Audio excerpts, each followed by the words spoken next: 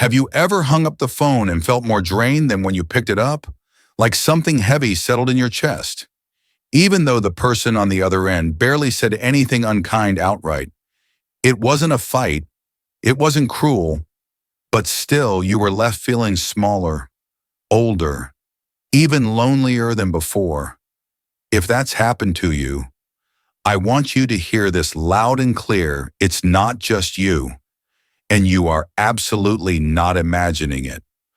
There comes a time in life, especially after 70, when you start to feel just how precious your energy really is. The people you talk to, the conversations you have, the way someone makes you feel, it all starts to matter more. Because your peace, your well-being, your mental clarity are no longer things you can afford to hand over to just anyone. And that's why we need to talk about something that many people avoid: letting go of toxic people. Not with anger, not with drama, but with calm clarity and self-respect. Because not everyone deserves access to your heart, especially not now. This isn't about cutting people out impulsively. It's about honoring what you've worked hard for: peace of mind, freedom, and a more meaningful life. And sometimes that means stepping away from those who rob you of that peace every time they call, text, or walk into your day. In this video, we're going to talk honestly about the kinds of people you might need to stop calling or stop answering after 70. The ones who keep you stuck in old pain, bring unnecessary stress into your day, or just never seem to see you for the person you've become. Let's begin with a kind of relationship that's all too common, but rarely called what it is: the one-sided friend. You probably know who I'm talking about. The person who only calls when they need something. The one who talks for 20 minutes straight about their problems, and when you finally share something about your day, they change the subject. Or worse, they give you a quick and steer the conversation right back to themselves. One-sided friendships are exhausting, especially at this stage of life. You've spent decades caring for others, raising children, supporting spouses, helping friends through hard times. But after 70, your emotional resources aren't endless. You shouldn't be spending your precious time as someone else's unpaid therapist or cheerleader if they're never there for you in return. A woman I once knew, Margaret, used to talk about her friend Helen, someone she'd known for 40 years. But every phone call was the same. Helen would unload, complain, rant, and when Margaret tried to share something about her own health or family, the conversation would fizzle out. One day, after hanging up the phone and feeling more tired than before the call, Margaret said, "I realize she doesn't even ask how I am anymore." That was the moment she quietly stopped answering every call. Not out of spite, but out of self-care. She didn't make a dramatic exit. She just stopped feeding a relationship that no longer fed her. You're allowed to do that. You're allowed to stop chasing connections that leave you empty. Now let's talk about another kind of person who often shows up in our lives without a clear label: the chronic critic. This is the person who masks their judgments as concern. They say things like, "Are you sure you should be doing that at your age?" Or, "Well, that's just how you are." I guess, in a tone that sounds more like criticism than care. They always have something to say about your appearance, your lifestyle, your family, your choices. They nitpick, they second guess, and worst of all, they pretend it's coming from love. But real love doesn't make you feel small. Real love doesn't leave you questioning yourself after every conversation. If you find yourself shrinking when someone calls, rehearsing what to say so you don't get judged, or feeling defensive even before they speak, pay attention. That's your body telling you this person doesn't make you feel safe, and safety isn't optional after 70, it's essential. I remember a man named Arthur. He was in his early 80s and still sharp as ever. But every time he talked to his younger brother, he felt like a child again. His brother would make snide comments about Arthur slowing down or laugh at his ideas. One day, Arthur told me, I finally realized I'm not fragile, but I don't need to prove that to anyone, especially not to someone who enjoys making me feel like I am. So Arthur set a quiet boundary. He still loved his brother, but he stopped picking up every call. He started protecting his energy, and for the first time in years, he said he felt like an adult again in my own skin. And that's what we're really talking about here. Ownership. Owning your time, your energy, your peace, and being brave enough to say, this relationship doesn't bring me joy anymore. It doesn't mean you hate the person. It doesn't mean you wish them harm. It simply means that your heart is no longer available for disrespect, emotional labor, or stress disguised as conversation. Now that we've touched on the one-sided friend and the chronic critic, we're beginning to see a pattern. It's not about who someone used to be to you. It's about how they make you feel now, and that's where your power lies. Because how someone makes you feel now matters more than the history you share. It doesn't matter how long you've known them, what you've done for each other in the past, or how often they tell you they care. If every interaction chips away at your peace instead of restoring it, then it's time to take a step back and choose yourself. Let's talk about another kind of toxic connection, perhaps the most complicated of all, the guilt tripper. This person doesn't come right out and criticize you. No, their power lies in subtle manipulation. They make you feel responsible for their happiness, their loneliness, or their unmet needs. They say things like, well, I guess I'll just sit here alone again, since no one calls anymore. Or, you used to be around more when you cared. It might even be someone close, a sibling, an old friend, or even one of your children. And because the relationship is close, their words carry weight. They know exactly which buttons to press to make you feel guilty for pulling away. Even when your reasons are valid, even when you've explained kindly that you're tired, or not feeling up to a visit, or simply need time to yourself. But here's the truth you must hold on to. You are not responsible for managing other people's emotional state. You are not obligated to keep someone company just because they're lonely. And you are certainly not required to sacrifice your peace just to keep someone else comfortable. A woman named Jean told me a story I'll never forget. Her daughter, who lived in another state, rarely called except to ask for favors. Things like watching the grandkids during vacations or helping with money. When Jean started saying no, kindly but firmly, the guilt began to creep in. Her daughter would say things like, I guess we just don't matter to you anymore. And for a while it worked. Jean felt awful. She started agreeing to things again out of guilt, not love. Until one day she sat quietly with herself and asked, when did love start feeling like pressure? That question changed everything. She realized that guilt wasn't the voice of her conscience. It was the residue of emotional manipulation. And from that day forward, she decided to honor her own well-being first. Her daughter didn't like it, but Jean slept better, felt lighter, laughed more. Sometimes the people who guilt us the most are the ones who've grown used to our constant yes. And when we finally say no, their discomfort is loud. But that doesn't mean we're wrong. It means we're growing. Now let's look at another kind of relationship that can linger in our lives far longer than it should, the drama magnet. You know the type. Every time you pick up the phone, it's a whirlwind. They're mad at someone. They're venting. They're retelling old family arguments or sharing the latest rumor. And before you know it, you're pulled into their storm, not because you want to be, but because they talk fast, feel big, and expect you to react. Drama magnets feed off chaos, and if you're not careful, they'll hand it to you like a gift and expect you to carry it. But you don't have to. After 70 pieces in a luxury, it's a requirement.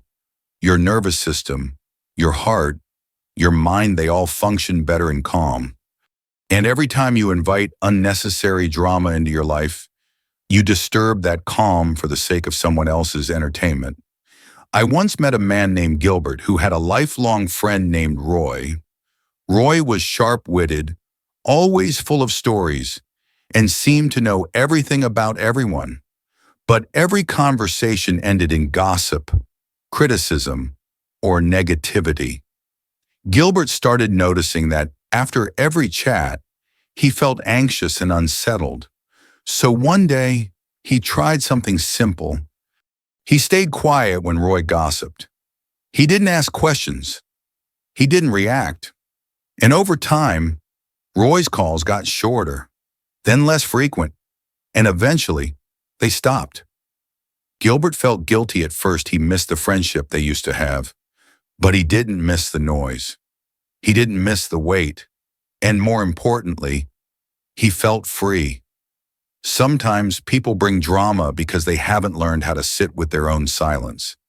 That's their journey, not yours. Now, Michelle, let's talk about one more type of person who might still be in your contact list. Even though they no longer fit into your life, the one who never grew with you, this can be someone who constantly brings up who you used to be. They talk to you like you're still 35 or worse, like you haven't changed at all. They remind you of your old mistakes. They joke about things you've long outgrown. They don't ask about your current interests, your thoughts, your perspective. They treat you like a snapshot from the past instead of the living, evolving person you are today. And while there's a certain comfort in nostalgia, there's also a danger in staying stuck in someone else's old idea of who you are. You've grown, you've changed, you've become someone wiser, someone deeper, someone more aligned with what matters. And you deserve to be seen as who you are now, not who you used to be in someone else's memory. I remember Gloria, a 74-year-old woman who told me about her cousin Nancy. Every time they spoke, Nancy would bring up stories from high school, or tease Gloria about being shy, or say things like, "You've always been the sensitive one," Gloria said. "I've lived a full life. I raised a family. I built a business. I survived heartbreak. And she still talks to me like I'm 15. Eventually, Gloria realized she didn't enjoy those calls anymore. They made her feel unseen. So she made fewer of them. And when she did talk to Nancy, she steered the conversation toward the present, toward who she is now. Sometimes Nancy followed. Sometimes she didn't. But either way, Gloria found herself talking to people who did see her, who did meet her where she was. That's what you deserve too. As you age, your circle doesn't have to grow. It just needs to be honest, safe, supportive. And if someone only sees an old version of you or worse, tries to keep you there, it might be time to move on. Because as you move into this chapter of your life, one thing becomes crystal clear. Your peace is not up for negotiation. You've spent decades tending to others, being the listener, the helper, the steady one, the fixer, and now it's your time to protect what you've earned. Not just your time, not just your health, but your emotional space. That brings us to the fifth and final kind of person you might need to stop calling or stop answering after 70, the subtle underminer. This person doesn't yell. They don't start fights. But what they do is far more slippery. They sow doubt. They sprinkle comments that make you second-guess yourself. They're the ones who say, "You probably wouldn't understand," or "at your age, I wouldn't worry about that." They might call you sweet in a tone that sounds more like simple. They make you feel less than, but never directly enough that you can call them out on it. And that's what makes this kind of relationship so tricky, because it feels like they're being nice. They smile, they talk softly, but when the call ends, something in you feels just a little bit smaller, a little more dismissed, and you wonder, why do I feel off after talking to them? That feeling matters. Sometimes the people who undermine you don't even know they're doing it. Maybe they've gotten used to seeing you a certain way, quiet, agreeable, self-sacrificing. Maybe they think they're protecting you from the world, when really, They're caging your spirit, but whether they mean it or not, the effect is the same. You walk away doubting your voice. You should never doubt your voice. You've lived long enough to know what's true for you. You've survived enough to stand in your truth with both feet planted. And if someone even subtly makes you feel like your opinions, ideas, or capabilities are less than, then it's time to reassess whether their voice still belongs in your life. I remember a man named Sal who was 80 sharp as a tack, with a mind like a steel trap. But his niece, who handled his finances, constantly spoke to him like he was a fragile old man. She'd explain things he already understood. She'd slow her voice, like she was talking to a child. She'd say things like, "Don't worry, Uncle Sal, I'll take care of it. You just relax."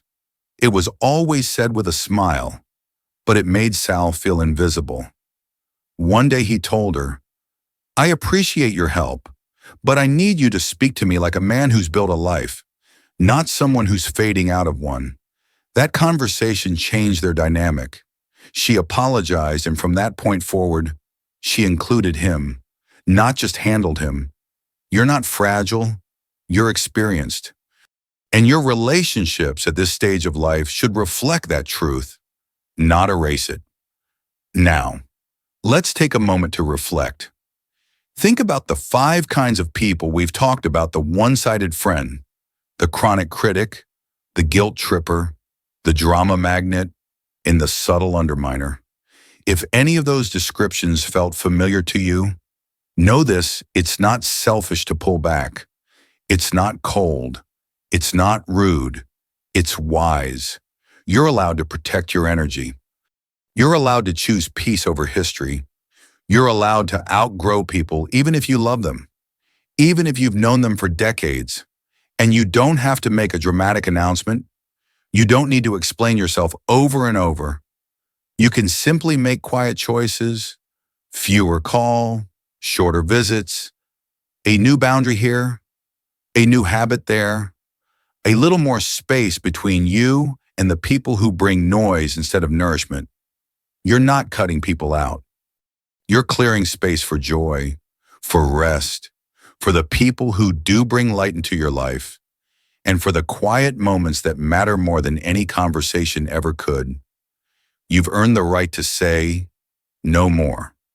You've earned the right to walk away from what drains you and walk toward what feeds you. I hope this message gave you something to think about, maybe even something to act on, because you deserve peace in this season. Not just occasional calm, but a daily sense of safety, quiet, and emotional freedom. And it's okay if that peace starts with a decision to stop answering one particular phone call. If this video resonated with you, I'd love to hear your thoughts in the comments. Have you experienced any of these kinds of relationships? What helped you step back or move on? Your story might help someone else find their own clarity and strength. And if this message brought you comfort or a moment of truth, please give it a like. It helps more people find this space. And don't forget to subscribe to the channel for more reflections on aging well, protecting your energy, and living with intention. Here's the beautiful truth: your later years are not just a time of winding down. They're a time of refining, of choosing what matters most, and leaving behind what no longer serves you. You don't have to answer every call. You don't have to carry every relationship. You don't have to explain why you crave more silence and less chaos. You just have to honor the life you've built and the peace you deserve. Here's to fewer toxic people. Here's to deeper breaths. Here's to you calmer, stronger, freer than ever. Take good care of yourself. You've earned it.